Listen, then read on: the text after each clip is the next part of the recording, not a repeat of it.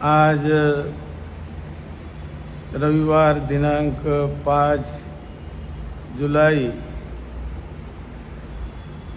2024 सर्वोदय महाबुद्ध विहारामध्ये नेहमी दर रविवारी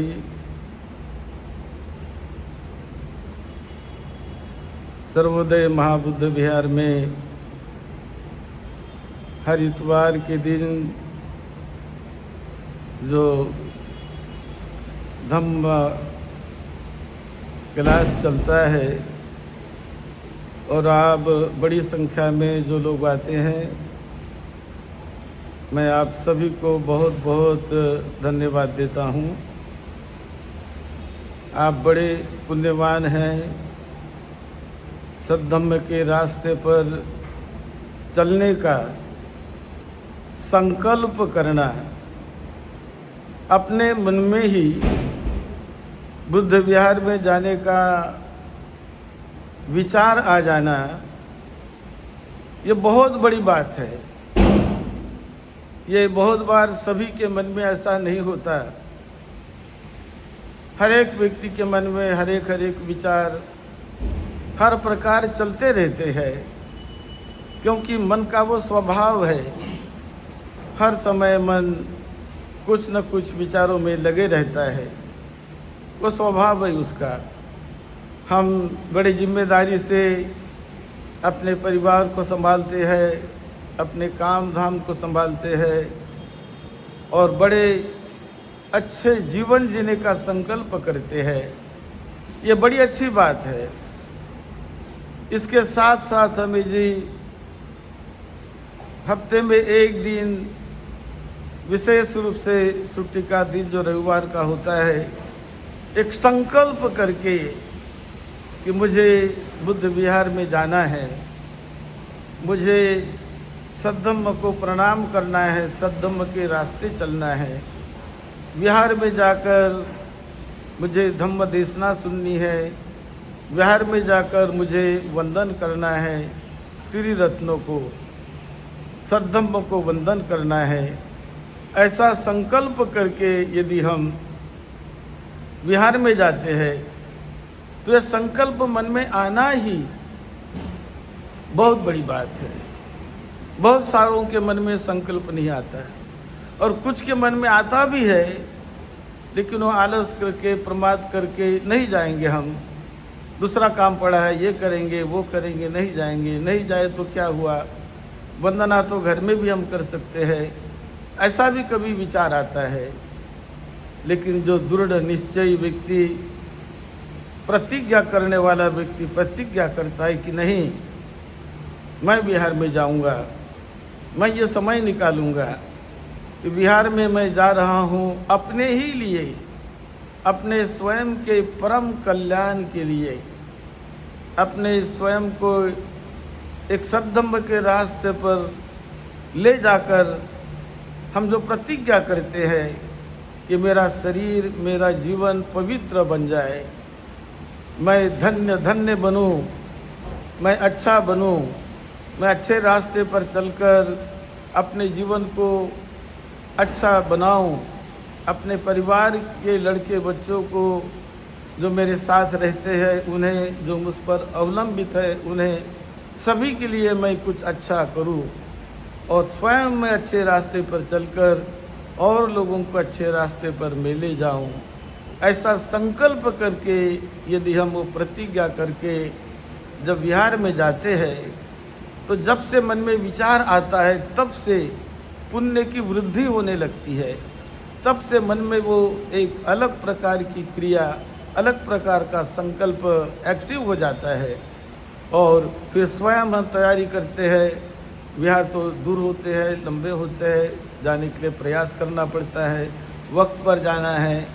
ये सारा मन में संकल्प करके जब हम जाते हैं तो बहुत बहुत बड़े पुण्य को, बहुत बड़े अंतर शक्ति को हम पाते हैं।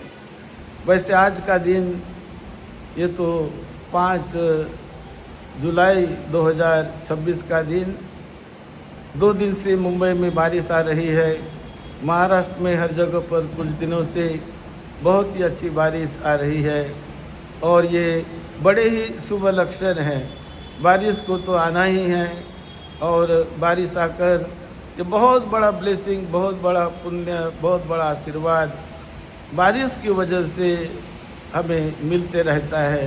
पेड़ पौधे बड़े आनंद व्यक्त करते हैं, ज़मीन पानी का इंतज़ार करती है। हम सभी लोग जिस पवित्र ऐसे जल पर अवलंबित है और वो जल का आना, बारिश का आना, ये बहुत बड़ा आनंद, बहुत बड़ी खुशी हर एक को दे जाता है, क्योंकि जल तो हमारे जीवन का आधार है। ये कितने हम भाग्यशाली है कि ये जल, ये पानी हमें निसर्ग की ओर से वक्त पर अपने आप मिल जाता है। हम इच्छा करते हैं, केवल इच्छा से नहीं तो हमारे संकल्प, हमारी इच्छा हो, हमारा अच्छा बर्ताव हो, हम लोगों के लिए, देश के लिए, समाज के लिए अच्छा करने का संकल्प करें, अच्छे अच्छे काम करने की शक्ति अपने में जगाए और अच्छे रास्ते पर चलते रहे, तो निसर्ग भी हमें हर प्रकार से मदद करते रहता है। और निसर्ग का जो हम पर उपकार है उसे हमने कभी नहीं भूलना चाहिए। निसर्ग की बहुत बड़ी देन, बहुत बड़ा उपकार हम पर होता है हर समय, हर संभव। तो ये जो धम्म के रास्ते पर चलना है, तो धम्म के रास्ते पर चलकर हम क्या करते हैं, हम निसर्ग का स्मरण करके हम निसर्ग के प्रति अपने आप की कृतज्ञता व्यक्त करते हैं, धन्यवाद व्यक्त करते हैं कि वक्त पर बारिश आए, वक्त पर ये सीज़न आ जाए, हमें पीने के लिए अच्छा पानी मिले, अच्छी हमें शुद्ध हवा मिले, जिस पर हमारा जीवन अवलंबित है। तो ये मिलती है निसर्ग से, लेकिन उनके लिए हमें भी अपनी जिम्मेदारी निभानी चाहिए, हमें भी अच्छा रहने का प्रयास करना चाहिए। तो हम भी उस प्रकार से अच्छे रहते रहे और बड़ा मंगल विचार, बड़ा मंगल संकल्प करते रहे, निसर्ग के प्रति भी अपनी कर्तव्य, अपना कर्तव्य निभाते रहे, तो बहुत ही अच्छा होता है, बड़ा अच्छा अपना जीवन चलता है। ये हमारा जो जीवन है, हमें जीवन में जो सुख शांति मिलती है वो भी इस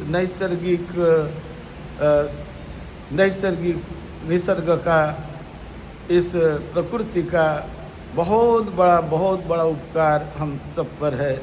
अच्छी हवा मिलना, बिना सांस से हम जी नहीं सकते, लेकिन अच्छी हवा, शुद्ध हवा मिलते रहना, ये कितनी आनंद की, कितनी सुखदायी बात होती है। वक्त पर बारिश आ जाना, ये कितनी आनंददायक, सुखदायक बात होती है।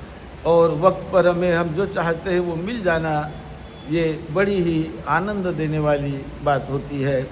तो जो प्रकृति का बैलेंस, अपने जीवन के में कर्मों का बैलेंस, एक दूसरे के उपकार को मानना सीखो। वैसे तो हर एक इंसान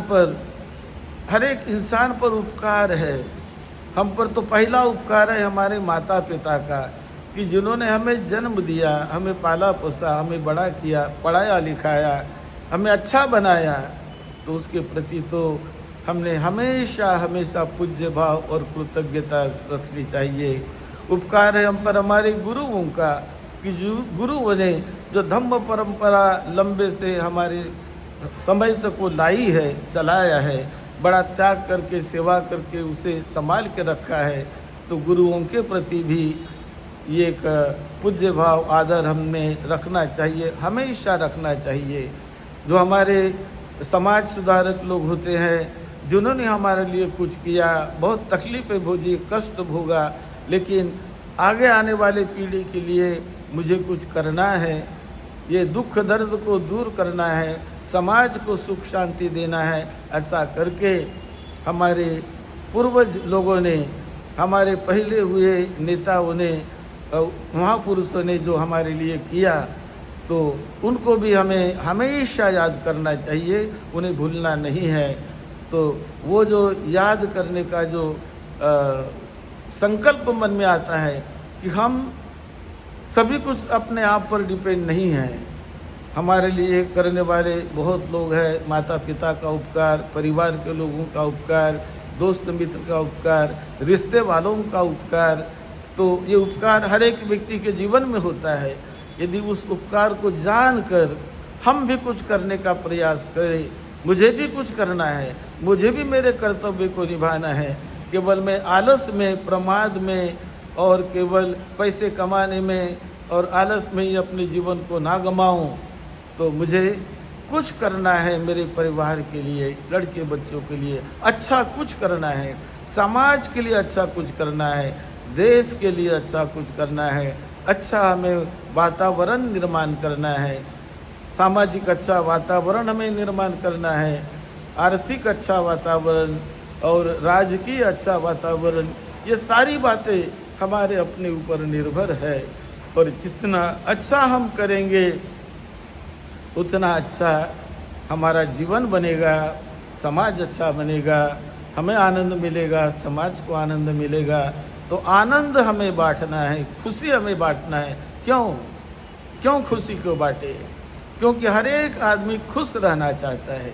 हर एक आदमी हर एक व्यक्ति आनंद को पाना चाहता है, अपने जीवन को मंगलमय आनंदमय बनाना चाहता है। और हम यदि उस आनंद देने में कुछ अपना योगदान दें, परिवार के प्रति परिवार के हम पर जो अवलंबित लोग हैं उन्हें हमें खुशी देना है, आनंद देना है। जो मुझे त्याग करना है, त्याग करके सेवा भाव से यदि मैं देता हूँ तो मेरा सही कर्तव्य निभाता हूँ, मैं भी आनंदी होता हूँ, दूसरों को भी आनंद देता हूँ। यही बात तथागत बुद्ध ने सिखाई। और जो बुद्ध पूजा हम करते हैं, धम्म पूजा करते हैं, ये बुद्ध पूजा यानी ज्ञान की पूजा है। ज्ञान का आभार हमेशा माना करो, ज्ञान के प्रति कृतज्ञ रहा करो, तब ज्ञान आपका बढ़ेगा।